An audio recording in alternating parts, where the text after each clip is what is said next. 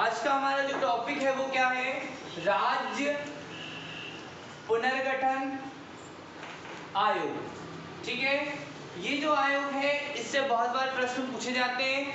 आपने पढ़ा है भारतीय संविधान निर्माण के समय समिति बनाई गई, अनेक समितियां बनाई गई, उन समितियों के द्वारा संविधान का निर्माण किया गया। ठीक है, इस संविधान में हमने देखा कि जो अनुच्छेद बनाए गए उनमें थे 395 के लगभग अनुच्छेद, 12 आपकी अनुसूची। वर्तमान में अनुसूची की संख्या कितनी है? 12 है, लेकिन मूल संविधान में हमारे कितनी अनुसूची थी? 8 अनुसूची थी। भाग की बात करूं तो भाग कितने थे? 22 भाग यहाँ पर शामिल थे। ठीक है, क्या हुआ कि हमारा जो देश है इस देश का एकीकरण किया गया। हम आजादी के पहले की संरचना को देखें तो हमारा देश जो है कई रियासतों में बटा था। आप जानते हो रियासतों में था एवं अंग्रेजी प्रांतों में। ठीक है, अंग्रेजी प्रांतों और रियासतों में बटा हुआ भारत का एकीकरण किया। आजादी हमें कब मिली? 15 अगस्त 1947 को आजादी मिली। उसके बाद अंग्रेजी प्रांत और रियासतों का एकीकरण करके संपूर्ण भारत को एक माला में पिरोने का कार्य किया। परंतु भारत में अनेक क्षेत्र जिनमें उनकी भाषा, संस्कृति एवं उनके रहन सहन, पहनावा अलग अलग था। तो इस आधार पर राज्यों का गठन करना एक बहुत ही मुश्किल, बहुत ही कठिन कार्य था। परंतु आप सभी जानते हो कि भारत के जो एकीकरण किया है, भारत का एकीकरण किसने किया? सरदार वल्लभ भाई पटेल ने भारत का एकीकरण किया। उन्हें भारत का विस्मार्क के नाम से जाना जाता है। तो आज हमारा टॉपिक जो है राज्य पुनर्गठन आयोग से संबंधित है और इसी से एग्जाम में प्रश्न पूछे जाते हैं। तो हुआ ये कि जब हमारा देश आजाद हुआ 15 अगस्त 1947 को देश आजाद हुआ और हमारे देश में अनेक रियासतों को एकीकृत किया गया। ठीक है, और राजधानी दिल्ली बनाई। इसके बाद में क्या हुआ कि जो सरकार थी, प्रधानमंत्री, इस समय हमारे प्रधानमंत्री कौन थे बताइए? जवाहरलाल नेहरू। और हमारे संविधान सभा के अध्यक्ष कौन है? संविधान सभा के अध्यक्ष। बात यहाँ पर अध्यक्ष की हो रही है, क्यों? क्योंकि हमारा संविधान कब लागू होगा? तो कुछ संविधान 26 नवंबर 1949 को लागू होगा और संपूर्ण संविधान 26 जनवरी 1950 को लागू होगा। अर्थात 26 जनवरी 1950 को हमारा देश जो है वो क्या बनेगा? गणतंत्र बनेगा। और 26 नवंबर 1949 को हमारे देश में कुछ 15 अनुच्छेदों को लागू किया गया। ये आपको ध्यान रखना है, एग्जाम में यहाँ से प्रश्न पूछे जाएंगे। ठीक है, तो 26 जनवरी 1950 को हमारा देश क्या बना? गणतंत्र लागू हुआ। तो यहाँ आपको याद रखना, तब तक के भारतीय संविधान के अध्यक्ष कौन थे? तो संविधान सभा के अध्यक्ष डॉक्टर राजेंद्र प्रसाद। ठीक है, इन्हीं डॉक्टर राजेंद्र प्रसाद को आगे जाकर क्या किया गया? भारत के स्वतंत्र भारत के या भारतीय गणतंत्र के राष्ट्रपति के रूप में नामांकित किया, मनोनीत किया। याद रखना है, पहली बार राष्ट्रपति का चुनाव नहीं हुआ, पहली बार राष्ट्रपति को मनोनीत किया गया। ठीक है, उसके बाद वर्ष 1951-52 में पहला आम चुनाव हुआ, राज्यसभा लोकसभा का गठन हुआ। उसके बाद राष्ट्रपति का निर्वाचन कर पुनः राष्ट्रपति पद पर डॉक्टर राजेंद्र प्रसाद आए। तो आपको ध्यान रखना है कि आपकी संविधान सभा के अध्यक्ष डॉक्टर राजेंद्र प्रसाद कौन है बेटा?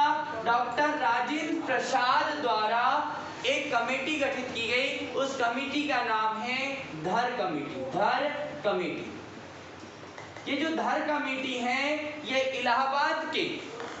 इलाहाबाद जो हाईकोर्ट है इसके पूर्व सेवानिवृत्त न्यायाधीश रहे हैं। उन्होंने उनको क्या बनाया? अध्यक्ष बनाकर धर कमेटी वर्ष 1948 में बनाई। और इस कमेटी में 4 सदस्य कौन थे बेटा? 4 सदस्य इस को लेकर यह कमेटी बनाई। इस धर कमेटी की अनुशंसा, इन्होंने अपनी रिपोर्ट प्रस्तुत की और इन्होंने कहा कि राज्यों का गठन जो है, राज्य का गठन कैसे ना हो, तो राज्यों का गठन भाषा के आधार पर ना होकर प्रशासनिक संरचना, मतलब कि आपकी प्रशासनिक संरचना के आधार पर होना चाहिए। ठीक है, ये बात किसने कही? धर कमेटी ने कही। ठीक है, इन्हीं की अनुशंसा पर हमारी भारत सरकार द्वारा जो भी हमारे पदाधिकारी थे, प्रधानमंत्री, इनके द्वारा इस समिति की अनुशंसा के बाद दूसरी समिति का गठन किया। उस समिति का नाम JVP समिति रखा और इसकी स्थापना 1952 में की। कब की बेटा? 1952। JVP समिति में 3 सदस्य थे, जिनमें थे जवाहरलाल नेहरू, वल्लभ भाई पटेल और पट्टाभी सीतारमैया। आपको ध्यान रखना है, मध्य प्रदेश से संबंधित प्रश्न पूछे जाते हैं, उनमें मध्य प्रदेश के प्रथम राज्यपाल के रूप में पट्टाभी सीतारमैया ने अपना पहला कार्यकाल यहाँ पर किया। मतलब मध्य प्रदेश के पहले राज्यपाल के रूप में किसे मनोनीत किया, बनाया गया? पट्टाभी सीतारमैया। भारत के पहले प्रधानमंत्री पंडित जवाहरलाल नेहरू, भारत के पहले गृह मंत्री के रूप में सरदार वल्लभ भाई पटेल। इन तीनों ने की एक कमेटी बनाई और इन्होंने भी राज्य पुनर्गठन से संबंधित तथ्यों के बारे में विचार किया। इन्होंने भी भाषा के आधार पर राज्यों के गठन की मांग को स्वीकार नहीं किया, अपितु इन्होंने कहा कि हमारी जो संरचना होगी, प्रशासनिक दृष्टिकोण एवं उनके अधिकारों को देखकर, उनके क्षेत्रों को आधार पर हम क्या करेंगे, हमारे राज्यों का गठन करेंगे। तो ये सब चीजें होने के साथ साथ होने क्या लगा कि एक व्यक्ति जिनका नाम मैं बताता हूं आपको, पोट्टी श्री रामल्लू नाम के एक तेलुगु भाषी व्यक्ति। कौन? एक तेलुगु भाषी व्यक्ति। आपके कहां के थे ये? आंध्र प्रदेश। आंध्र प्रदेश के तेलुगु भाषी पोट्टी श्री रामल्लू ने लगभग 58 दिन तक अनशन किया, और अनशन से इनके दौरान इनकी मृत्यु हो गई। ठीक है, कई बार प्रश्न में पूछा जाता है कि वह व्यक्ति कौन थे जिन्होंने भाषा के आधार पर राज्य के निर्माण के लिए अनशन किया? पोट्टी श्री रामल्लू। ये क्या चाहते थे कि ये आंध्र प्रदेश नाम का जो एक राज्य का गठन करे, इस राज्य का नाम आंध्र प्रदेश हो और इसकी भाषा क्या हो, तो भाषा के हिसाब से उन्होंने बताया कि तेलुगु भाषा का एक राज्य स्थापित किया जाए। ठीक है, कौन सी भाषा? तेलुगु भाषा का राज्य यहाँ पर बनाया। तो उनकी बात जब तक वह जीवित रहे तब तक तो उनकी बात को नहीं माना गया, लेकिन उनकी मृत्यु के पश्चात 1 अक्टूबर 1953 को, किस तारीख को बेटा? 1 अक्टूबर 1953 को आंध्र प्रदेश नाम का एक तेलुगु भाषी राज्य का गठन पंडित जवाहरलाल नेहरू द्वारा किया गया। एग्जाम में प्रश्न पूछा जाएगा कि भाषा के आधार पर गठित होने वाला पहला राज्य कौन सा है, तो भाषा के आधार पर गठित होने वाला पहला राज्य आंध्र प्रदेश है। और इस राज्य की राजधानी यदि आपको पूछे तो इस राज्य की राजधानी आपको कुर्नूल, इसकी राजधानी आपको बताना है। क्या राजधानी इसकी? कुर्नूल आपकी राज्य की राजधानी।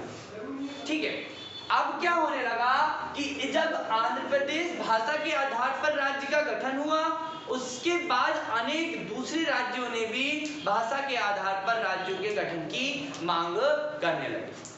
इसी क्रम में अनेक राज्यों ने, जैसे हम सभी जानते हैं कि वर्तमान की स्थिति में संविधान की 8वीं अनुसूची क्या बोलती है बेटा? 8वीं अनुसूची कहती है भाषा। क्या कहती है? भाषा। तो वर्तमान में कितनी भाषाएं हैं? तो वर्तमान में 22 भाषा है। प्रश्न आता है संविधान से कि वर्तमान में कितनी भाषा 22 किस अनुसूची में है 8वीं अनुसूची में। तो आपको यहाँ से प्रश्न का आंसर बनना चाहिए, ठीक है। तो अनेक भाषाओं के दूसरी भाषाओं के लोग भी भारतीय संविधान के अंतर्गत यानी कि राज्यों देश में भारत देश में नए राज्यों की मांग करने लगे, जिनमें हम कह सकते हैं कि मलयालम, कन्नड़, कश्मीरी, मराठी, तेलुगु, तमिल। तेलुगु भाषा का ऑलरेडी बन तो गया था आंध्र प्रदेश, लेकिन उसी को ध्यान में रखकर तमिल वाले भी मांग करने लगे, मराठी राज्य भी मांग करने लगे। इस तरह से अनेक राज्यों की मांग भाषा के आधार पर उठने लगी। तो क्या हुआ कि पंडित जवाहरलाल नेहरू द्वारा, ध्यान रखना बेटा यहाँ से एग्जाम में प्रश्न पूछे जाने हैं कि पंडित जवाहरलाल नेहरू द्वारा, आप सभी जानते हैं कि हमारे पहले प्रधानमंत्री कौन थे, जवाहरलाल नेहरू। तो पंडित जवाहरलाल नेहरू जी द्वारा क्या किया गया कि वर्ष 1953 में, कब बेटा, वर्ष 1953 में, वो भी प्रश्न पूछा जाता है कि कब, तो लगभग दिसंबर 1953 में क्या किया गया, राज्य पुनर्गठन आयोग का गठन किया गया, ठीक है। किसका गठन किया गया, राज्य पुनर्गठन आयोग का। इस राज्य पुनर्गठन आयोग कितना दलीय था, तो 3 सदस्यीय दल था। 3 सदस्य, इसके कितने सदस्य होंगे बेटा, 3 सदस्य। एक सदस्य उनका जो था वो अध्यक्ष के रूप में, और अध्यक्ष थे फजल अली।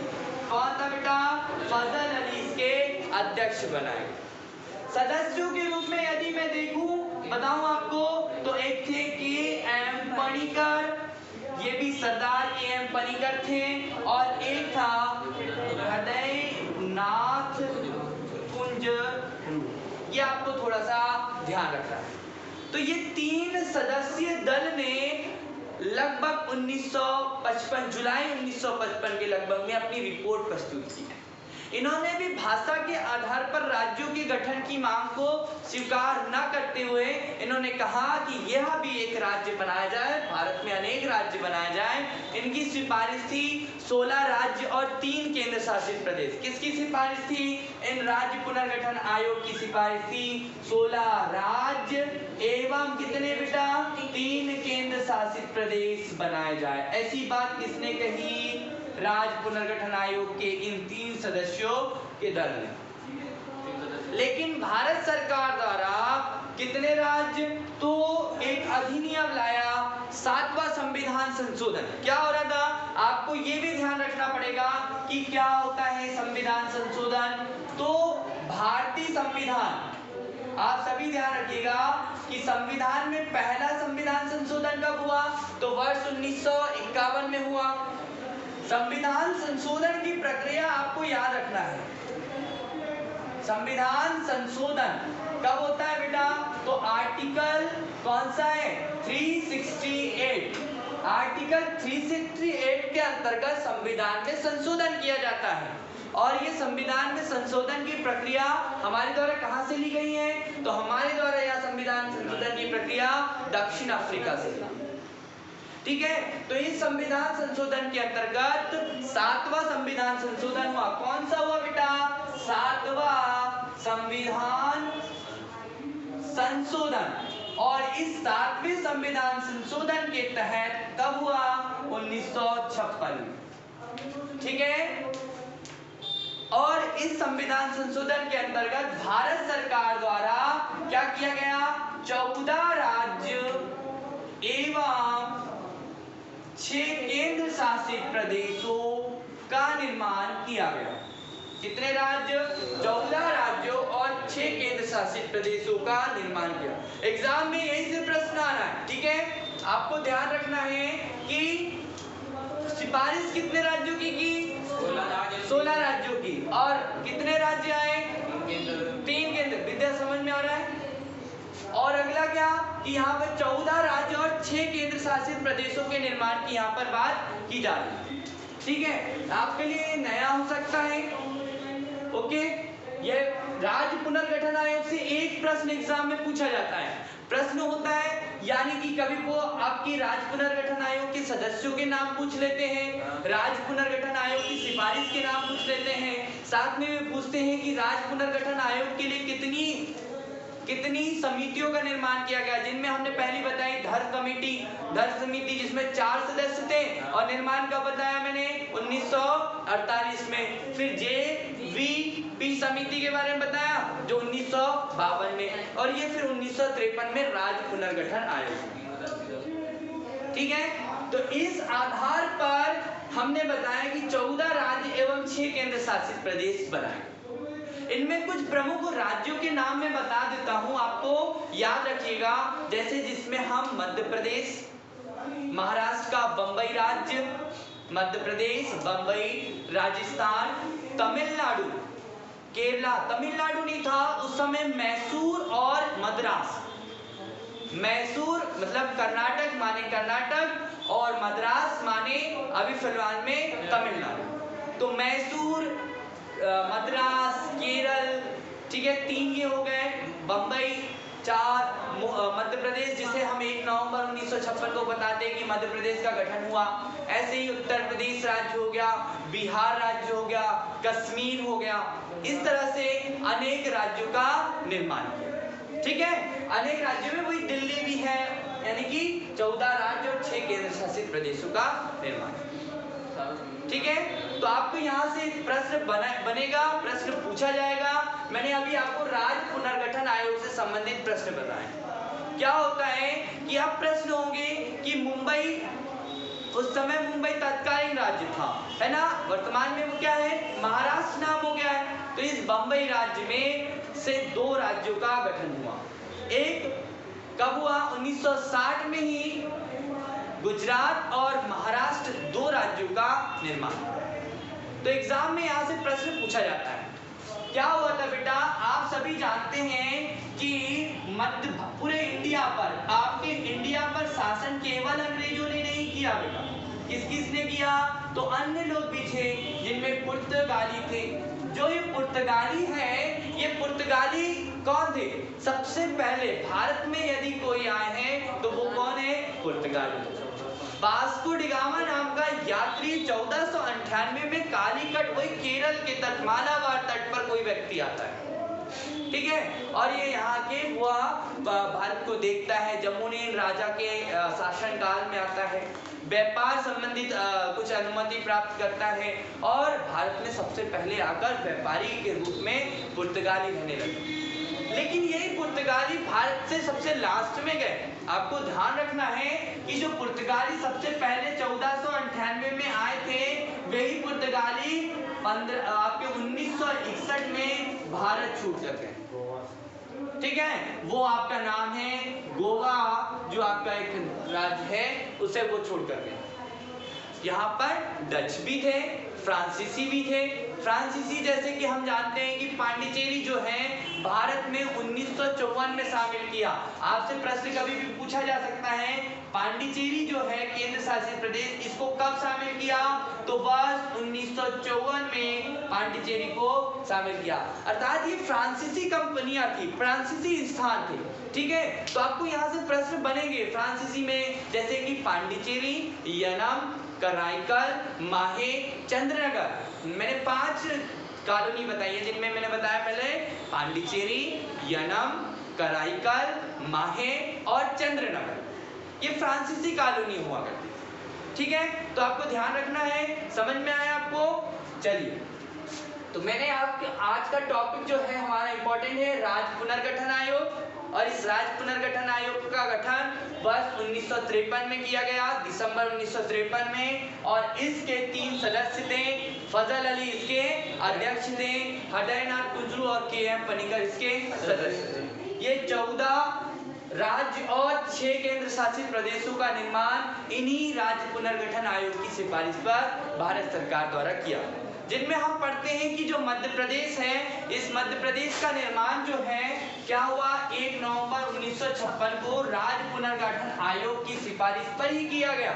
आप सभी जानते हैं, ठीक है, जैसे कि आप सभी जानते हैं कि जब वर्ष 1947 को हमारा देश आजाद हुआ, उसके बाद राज्यों को श्रेणियों में बांटा गया। तो राज्यों की श्रेणी में पार्ट कुछ इस तरह से था, part A, part B, part C और एक पार्ट डी में बांटा गया था। देखिए ये राज्य पुनर्गठन आयोग के पहले की स्थिति के बारे में मैंने आपको बताया। इनमें अलग पूरा देश इन 4 श्रेणियों में बटा। ठीक है, तो ये आपको ध्यान रखना है। जो मैंने आज पढ़ाया है मैं कल पूछूंगा आप लोगों से, पूरा बनना चाहिए। ठीक है, ओके, थैंक यू।